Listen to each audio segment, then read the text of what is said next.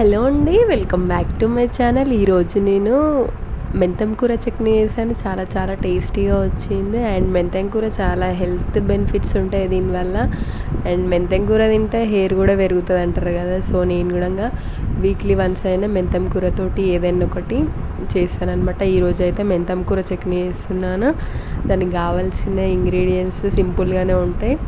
And first అయితే నేను పచ్చిమిరపకాయలు తొడిమెలు తీసుకొని ఆయిల్ వేసి ఫ్రై చేసుకున్నాను. అట్లే చట్నీలకి ఫ్రెష్గా ఎల్లిపాయలు అల్లం వేస్తేనే టేస్ట్ ఉంటుంది. అల్లం వెల్లిగడ్డ పేస్ట్ కంటే కూడా అది కూడా ఆయిల్లో ఫ్రై చేసిన తర్వాతకి నీట్గా కడిగి పెట్టుకున్న మెంతం కూరని ఇందులో వేసి మంచిగా ఫ్రై చేసుకున్నాను అనమాట. పచ్చివాసన పోయేంత వరకు మంచిగా ఫ్రై చేసుకోవాలి, పచ్చిమిరపకాయలల్లో కలిసేంత వరకు.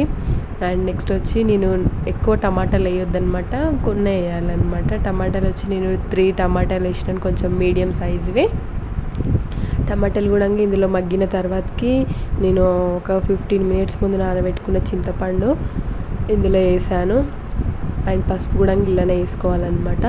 అండ్ అన్నీ మిక్స్ అయ్యేటట్టు నీట్గా కలుపుకోవాలి. అండ్ ఆయిల్లో మొత్తం మగ్గిన తర్వాతకి నేను పక్కన స్టవ్ పైన జీలకర్ర అండ్ మెంతులు వేయించుకుంటున్నాను అనమాట. అండ్ నువ్వులు కూడా కలిపి వేయించిన తర్వాతకి మగ్గిన తర్వాత పక్కకు తీసి పెట్టుకోవాలన్నమాట, కొంచెం చల్లారేంత వరకు. నెక్స్ట్ వచ్చి మిక్సీ పట్టుకోవాలి. జీలకర్ర మెంతులు నువ్వులు మిక్సీ పట్టుకున్న తర్వాతకి మనం ఇందాక ఫ్రై చేసి పెట్టుకున్న టమాటా మిక్సీ కూడా ఇందులో వేయాలి. అండ్ మస్తు టేస్టీగా ఉంటుంది, మీరు కూడా ట్రై చేయండి. అండ్ లాస్ట్లో మనం పోపు పెట్టుకోవాలన్నమాట.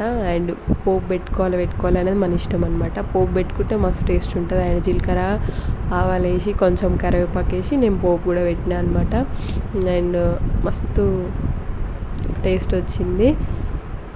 అండ్ మనకు ఏం తినాలనిపించకపోయినప్పుడు ఇంట్లో ఇట్లా రోటి పచ్చడి చేసుకొని తింటే అన్నం మంచిగా తినాలనిపిస్తుంది. ట్రై చేయండి. ఈరోజైతే మాది మెంతం కూర చట్నీ. మీరేం కర్రీ కామెంట్ చేయండి. అండ్ నా వీడియో కనుక నచ్చినట్లయితే సబ్స్క్రైబ్ చేయండి.